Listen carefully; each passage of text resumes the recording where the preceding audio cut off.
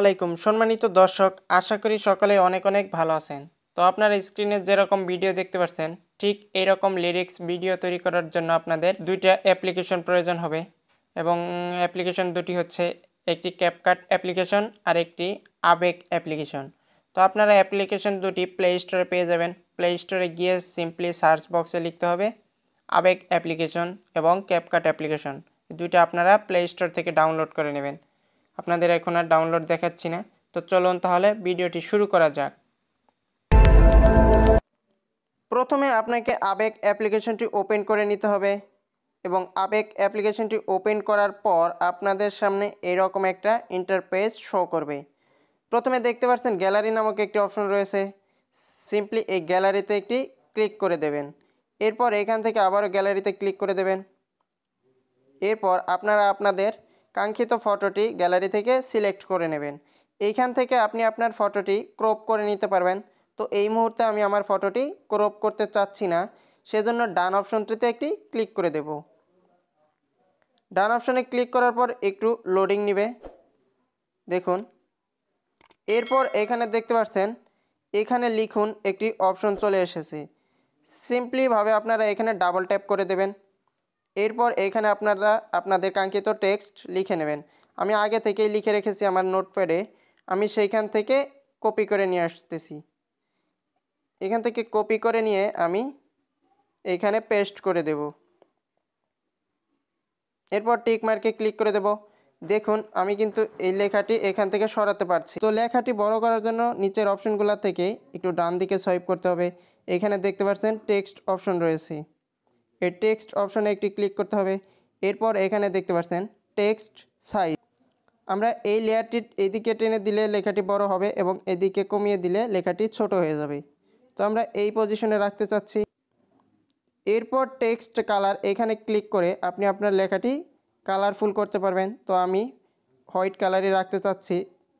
এরপর এখানে একটা ক্লিক করে দেবেন।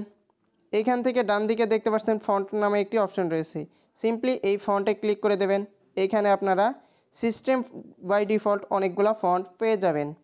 এখান থেকে আপনি আপনার পছন্দ অনুযায়ী একটি ফন্ট সিলেক্ট করে নেবেন।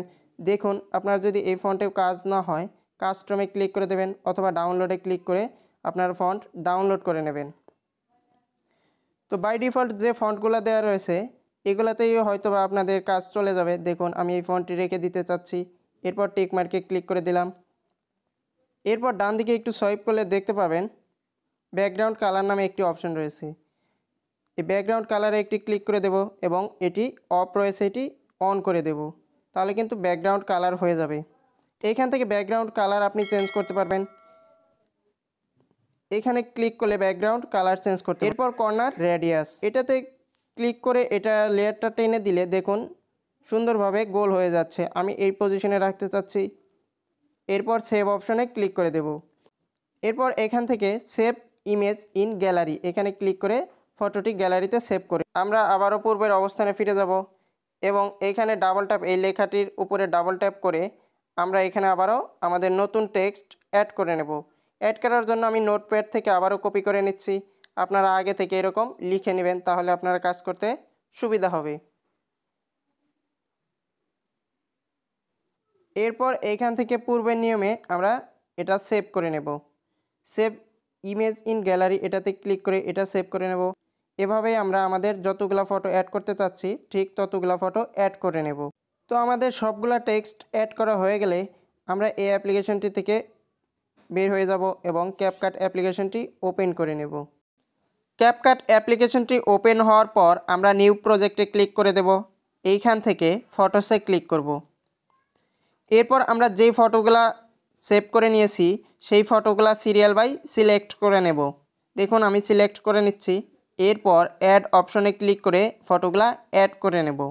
ফটোগুলা অ্যাড হওয়ার পর আমাদের সামনে এরকম দেখাবে। দেখুন প্রত্যেকটা লেয়ার কিন্তু ঠিকঠাক মতো অ্যাড হয়েছে। আমরা যদি এখন একটু প্লে করে দেখি, দেখুন ফটোগুলা কিন্তু আমাদের সামনে সাদামাটাভাবে রয়েছে। এখন আমরা ফটোর লেয়ারের সাথে 3D অ্যানিমেশন অ্যাড করব।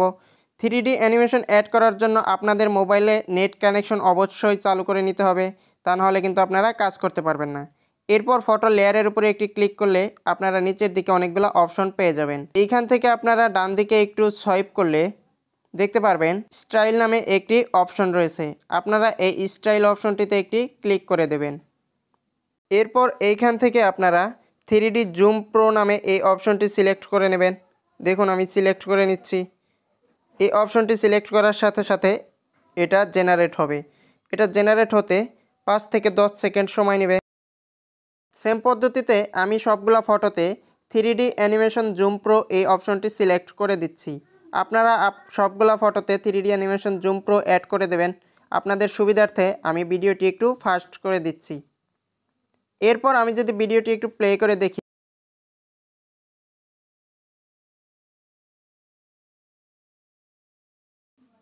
দেখুন ভিডিওতে কিন্তু অলরেডি 3D অ্যানিমেশন অ্যাড হয়ে গেছে। এখন যদি আমরা এই ভিডিওর ডিউরেশন কমাতে চাই তাহলে এই ফটো লেয়ারে ক্লিক করে এটা 2 সেকেন্ড করে দিতে হবে। আমি সবগুলা লেয়ারে 2 সেকেন্ড করে দিচ্ছি। দেওয়ার পর আমরা যদি একটা মিউজিক অ্যাড করতে চাই তাহলে আমাদের এই এক্সট্রাক্ট অপশনটিতে একটি ক্লিক করতে হবে। এখানে ক্লিক করলে আমাদের গ্যালারি থেকে একটি পছন্দ অনুযায়ী মিউজিক অ্যাড করতে হবে। যে কোনো একটি ভিডিও অ্যাড করে নিলে আমাদের ভিডিও থেকে মিউজিক অ্যাড হয়ে যাবে। দেখুন আমি অলরেডি একটা মিউজিক অ্যাড করে নিলাম। আপনারা আপনাদের পছন্দ অনুযায়ী একটি মিউজিক অ্যাড করে নেবেন। মিউজিক অ্যাড হয়ে গেলে এই অপশনে ক্লিক করে ভিডিও রেজুলেশন ফুল বাড়িয়ে এই অপশনে ক্লিক করে আপনারা ভিডিওটি এক্সপোর্ট করে নেবেন। তো বন্ধুরা, ভিডিওটি ভালো লাগলে অবশ্যই লাইক করবেন এবং চ্যানেলটি সাবস্ক্রাইব করে পাশে থাকা বেল আইকনটিতে অল নোটিফিকেশন বাজিয়ে দিবেন। দেখা হবে আবার নতুন ভিডিওতে। সে পর্যন্ত ভালো থাকুন, সুস্থ থাকুন। আল্লাহ হাফেজ।